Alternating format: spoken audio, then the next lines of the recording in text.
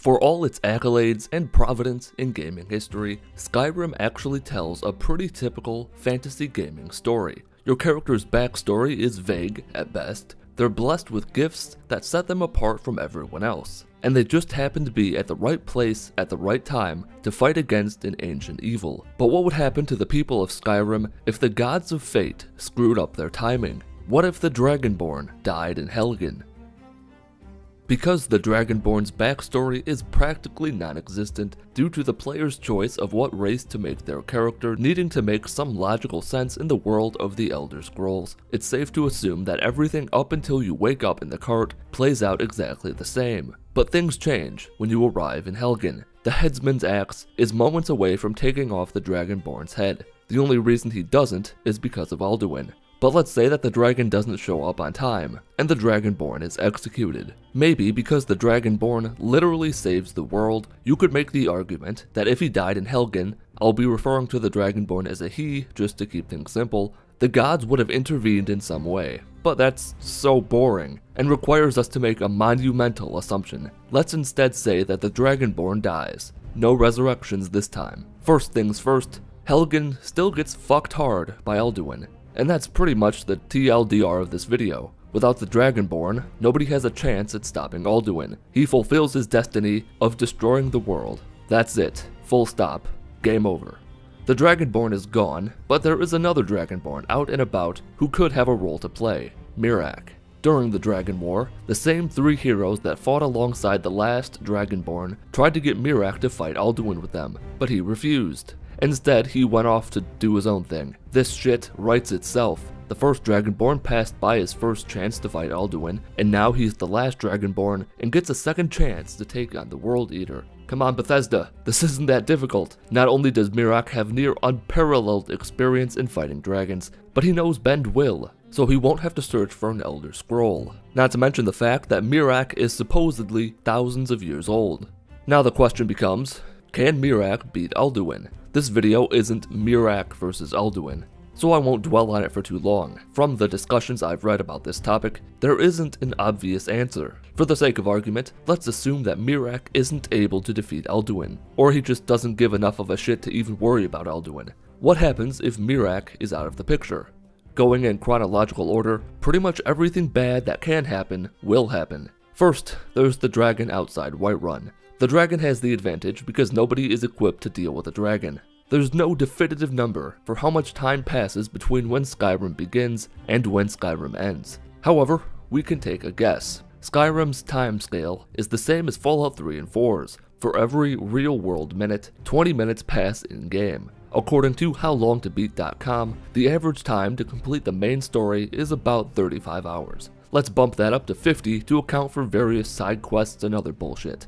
At the previously mentioned rate, about 42 in-game days pass. Would roughly 1.5 months be enough time to figure out how to stop the dragons, especially given all the other things going on in Skyrim? No, probably not. This goes back to another point I was going to make earlier, but didn't. The last Dragonborn didn't know they were the Dragonborn when the game started. It wasn't until they killed the dragon near Whiterun and absorbed its soul that the Greybeards made their summons. The argument could be made that there could be other Dragonborns in Skyrim, but the odds that someone else would kill a dragon and be close enough to absorb its soul in that very small window of time between when the dragons returned and when Alduin ends everything is pretty damn small. So that option is pretty much irrelevant. Moving onwards in the story a bit, without a Dragonborn, Delphine and Esbern wouldn't be able to get into the Skyhaven Temple. Not only that, but Esbern would likely still be in the Ratway beneath Riften, as Delphine would have nobody to reveal her diabolical plans to.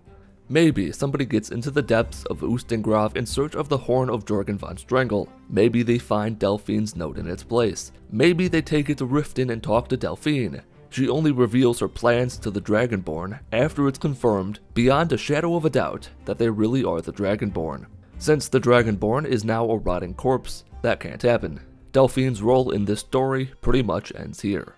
About halfway through the main quest, the Greybeards reveal that they're effectively indifferent about Alduin returning. They initially have the mindset of, if Alduin is meant to destroy the world, we won't stand in the way of his destiny.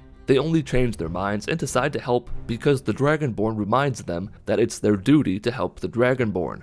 The Greybeards are arguably the best non-Dragonborn chance at defeating Alduin, given their relationship with dragons and words of power. But because they just don't care, they're not going to do anything. Which means nobody will climb to the throat of the world to seek Parthenax's advice on how to stop Alduin. Without Parthenax's knowledge, someone seeking to stop Alduin wouldn't know about the Dragonren shout. But even if they did learn it, the Dragonborn learns how to use it by reading an Elder Scroll trademark at the time wound at the throat of the world. Attempting to read an Elder Scroll without extensive training and preparation can lead to blindness or insanity. The Dragonborn can read the Dragon Elder Scroll without such issues, supposedly because it is their destiny to do so. In other words, they can because they can.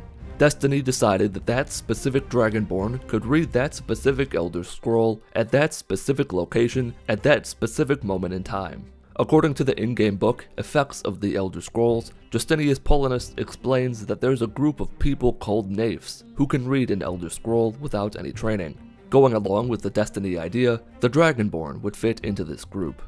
What this all means is that, realistically, nobody else in Skyrim would be able to learn the Dragonren shout and have the combat capabilities to use it effectively. That also means that nobody besides the Dragonborn would be able to trap Udaving at Dragon's Reach in Whiterun. Well, maybe they could, but Udaving certainly would not be willing to take an average Joe to Skuldafn. Of course, without someone knowing the Dragonren shout, Alduin wouldn't have had a reason to retreat to Sovngarde, because nobody would have fought him at the throat of the world, so nobody would have had a reason to trap a dragon in Dragon's Reach in an attempt to get the dragon to take them to Skuldafn so they could fight their way to the portal to Sovngarde.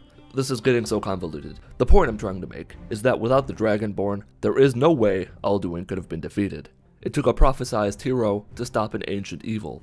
By now, you might have already left a comment saying, but what about Ulfric Stormcloak? He trained with the Greybeards. You're right, he did, and he even had a solid understanding of the Way of the Voice, to the point where he had the option of becoming a Greybeard, but he decided against it. In the season unending quest, we learn that Ulfric is more concerned with the Skyrim Civil War than he is with the return of the dragons. And we've also already established that the Greybeards would not intervene with Alduin's plans without the Dragonborn to remind them of their duty, which means that there would be no peace treaty between the Stormcloaks and the Imperials. And all of this is irrelevant anyway, because if the Dragonborn was executed at Helgen, Ulfric would have been executed as well. When it comes to the Skyrim Civil War, it will continue on regardless of whether or not Ulfric Stormcloak has a head. Based on the research I did to make this video, most people seem to agree that the Imperials would win the war. To quote Reddit user Vank and Keck, quote, "The Legion has more resources, and better training than the Stormcloaks. They already had Ulfric dead to rights at Helgen. If it wasn't for Alduin, the war would have ended then and there. It's also pretty clear that the majority of Skyrim is not necessarily pro-Empire, but definitely anti-Stormcloak," end quote. There are more stories told in Skyrim than just those of the people involved with the main questline. But this isn't Fallout New Vegas, where the lives of the common folk go on regardless of whoever wins the second battle of Hoover Dam. Without the last Dragonborn, Alduin triumphs, and everyone dies. And that's going to do it for this video about what would have happened if the Dragonborn died in Helgen. If you enjoyed the video or learned anything, leave a like. Leave a comment if you disagreed with my thoughts or the points I made in this video. Leave a dislike if you didn't enjoy the video or didn't learn anything. Follow me on Twitter at Mitten Squad. My name is Paul of Mitten Squad. Have a wonderful day.